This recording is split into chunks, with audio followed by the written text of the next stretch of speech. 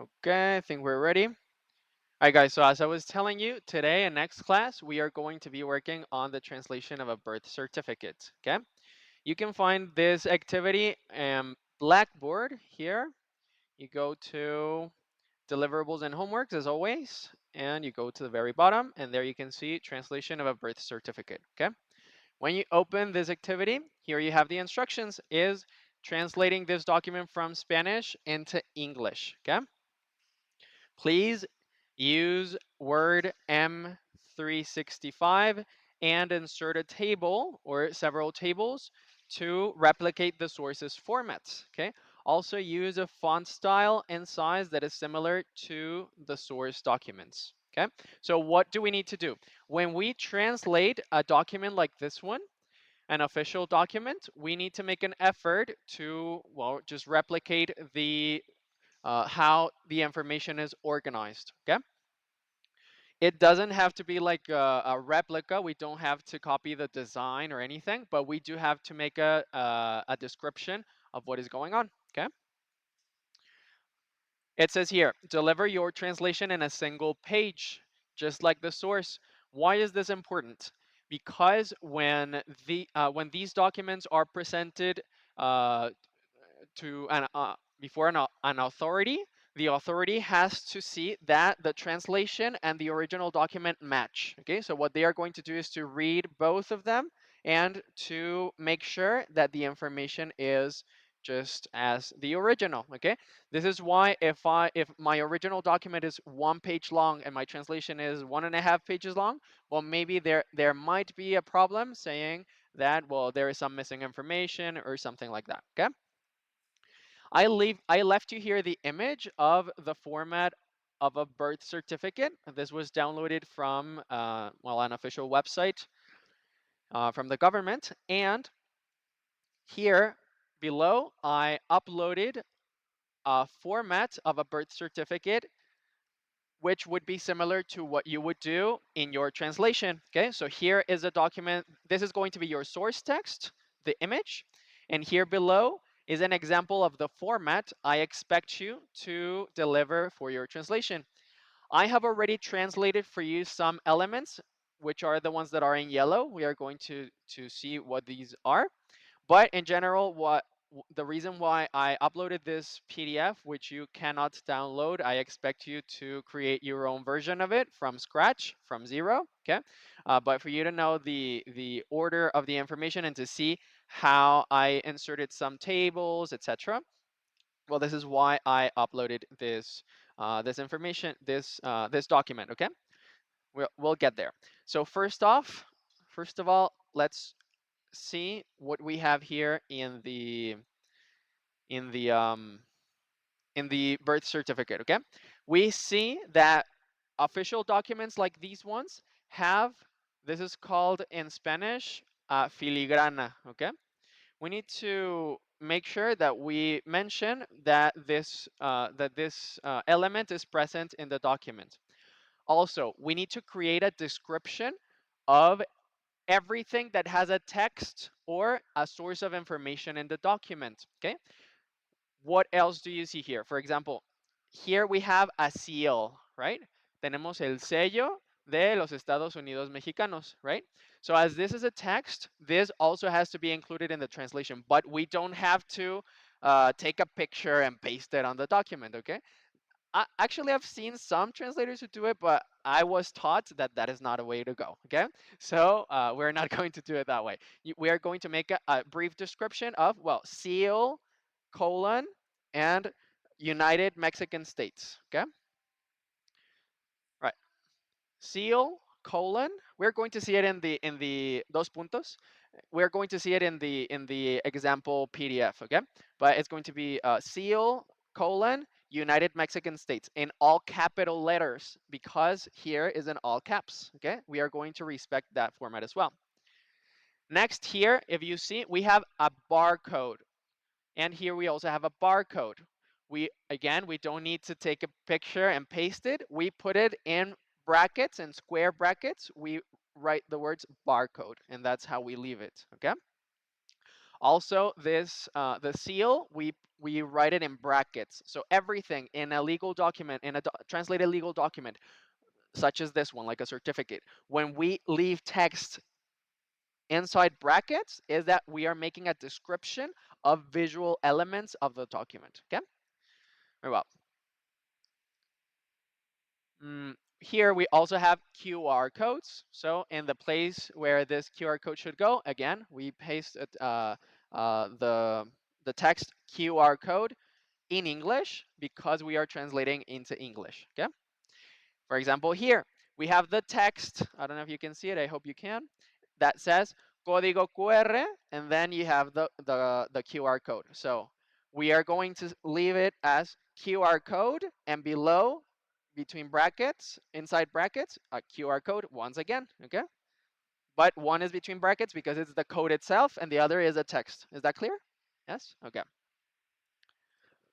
Well, I think that's pretty much it. What you have to bear in mind. Oh, another thing. As you see, we have a watermark. Yes, in the back we have a watermark. So we also need to make a description on the very top. That's how we start the document. Opening in brackets, we write the text watermark colon, and then we provide the translation United Mexican States, and here, soy Mexico. Well, I am Mexico, right? So that's how we are going to leave it. Last but not least, we have to replicate the order or the organization, the position of the information in the text. There are different ways of achieving this. You can follow the path that you will, but well, the option I chose was inserting tables. Yes, like little cells. So I'm going to show you how I did this. Yes, in in order to have this information properly settled. Okay, properly arranged. The little numbers. Okay, well, if this was an official translation, like if a client actually asked you to translate this document, you wouldn't have these little numbers. You would actually have the information of the person. Yes, here where it says clave única de registro de población, you would have el CURP la CURP de la persona, right?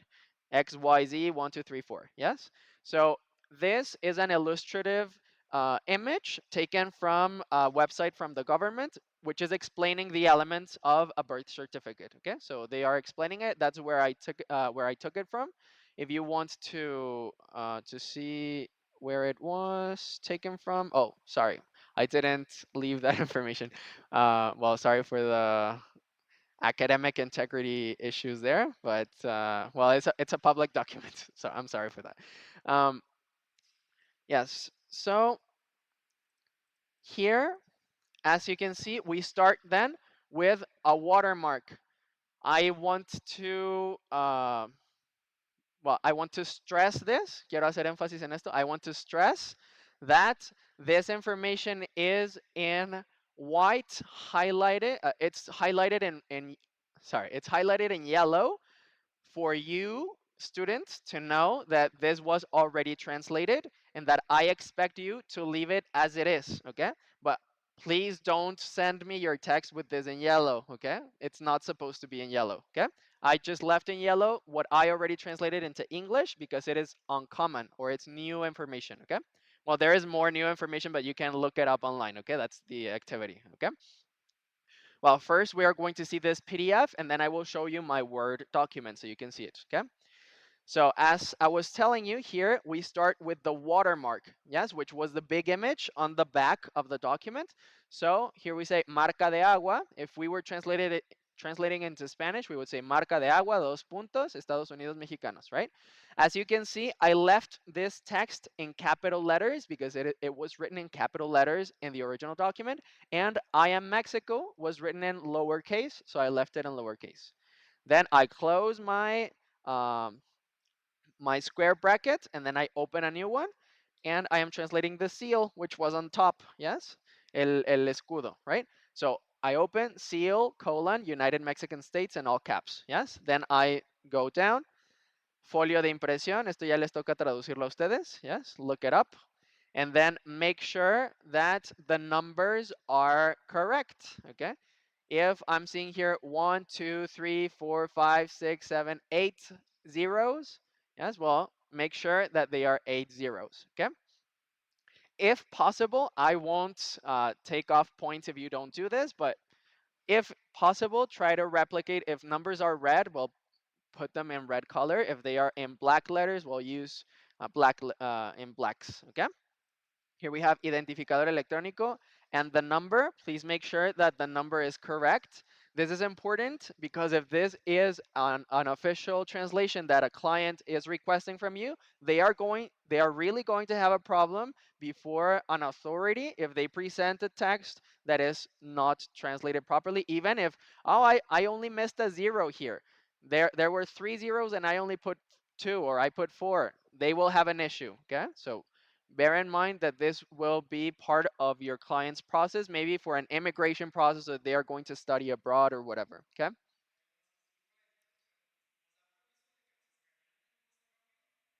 Uh, ¿Te puedes esperar tantito? Okay. No, o sea, bueno, okay. All right, so, um, okay, here we have the barcodes, which are the codes uh, themselves, yes? The little lines, that's where we would put them. And here I inserted some tables, okay? This is a single cell. If it works for you, you can do it. I will show you how I did it. I inserted a single cell, a single cell, a single cell, a single cell. Here I inserted another cell and another cell, okay? I took off the borders, okay? Le quité los bordes para que no se vieran, right? And then I added color because that was the format, okay? The Estados Unidos Mexicanos, it is translated as United Mexican States, and acta de nacimiento, birth certificate, okay? And well, here we have, I left you this translation not because you wouldn't be able to find it online, but for you to know, you can make the attempt of looking for translations of CURP online, and you will find that there are many ways of translating CURP, okay? Clave única de registro de la población. Hay varias traducciones, okay? But there are some translations that are used in official settings, okay?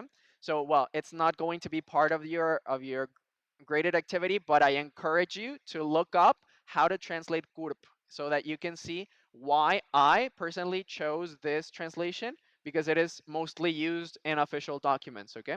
I think I found it on a yes, on an official website from the government, okay? So that's why I chose it. But you can do it yourself. And I also wanted to leave you this translation because in the Spanish version, we don't have this parenthesis, okay? We don't have it. In Spanish, it only says registro único. I forgot what it is. Clave única de registro de la población. But it doesn't say CURP, right? In parentheses.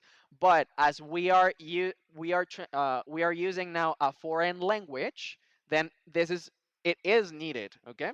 In this case, because the initials don't match, we have UPRC, right? But I am not writing here UPRC because that is not understandable in Mexico. So I decided to leave CURP, right? Because that's how we know it. And besides here, down here, we have CURP, right? So we need to have a referent.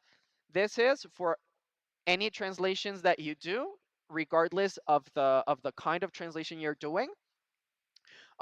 We need to if we are adding I forgot the name, siglas.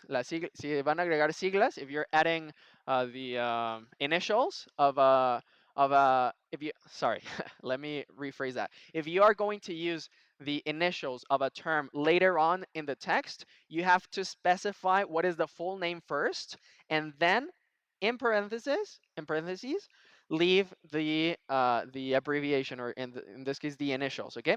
So that when the reader continues reading, they are going to see CURP and they will know what it is, okay? If they don't know and they are used to reading these kinds of documents, their instinct is going to go back and look up where this term first appeared so that they can know what CURP is, and they will see, okay, unique population registry code, okay? They will know it.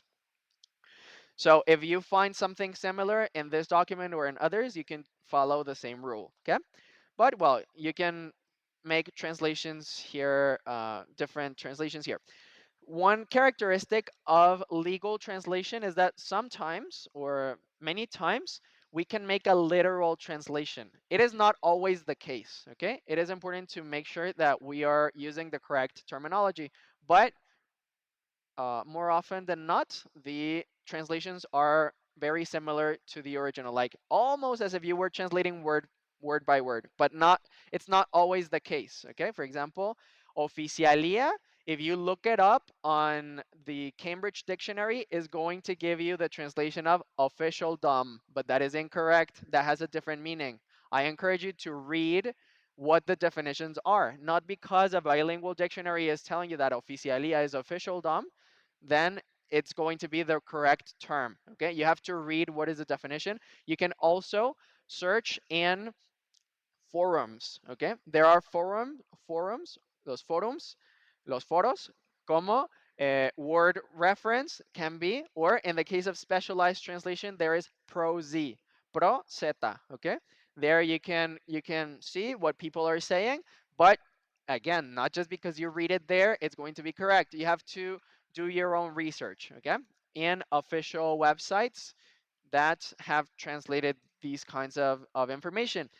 Another option could be for you to see how a birth certificate of the United States is written, but you have to take it also with a grain of salt. You don't, not just because you see it there is going to be correct, because the names of the institutions may vary. Okay, so they may have different organisms, legal organisms there that we don't have here, or different yes, different documents or processes that we don't have here. Okay, so they are not always equivalent. But for example, if you're looking for how to say primer apellido, segundo apellido, how do they translate that into a legal document in English? Okay, that could be helpful. Okay, all right. Mm, well, you translate all this. This is the information of the person, yes, of the baby, and these are the information of the parents, yes, of the mom and the dad of the baby. Yes, here is the name of the father, the name of the mother. Yes, here we have marginal. I was gonna say it. Well, you have this section. Okay, and as you can see, I tried to replicate the format. Okay, this space and this division is present in the original document. Okay, here we have only one cell, and here we have two cells, one big one and one short one, and that's how I expect you to do it. Even when I added, for example, here I added cells, I didn't leave the borders, but if you see here, I did leave the borders, okay, because they are present in the source text. These are also cells, yes? Estas también son celdas de tabla because I wanted to leave the color, okay? So that's why I left it like that. And well, here again, I did leave the borders. These are not cells, these are only underscores, son guiones bajos, okay? These are only underscores. And that would be all. As you see here, there is a there is a text, a legend, and in very small letters. Yes, and well, you should leave it also in those small letters. Yes. So well, this is just an introduction on how you should replicate the formats. I won't upload this document to Blackboard because I expect you to do this yourselves. Okay, but I will show you, for example, how I did this. So I'm going to add here the borders so that you can see. Oh, I think they're white. How can I?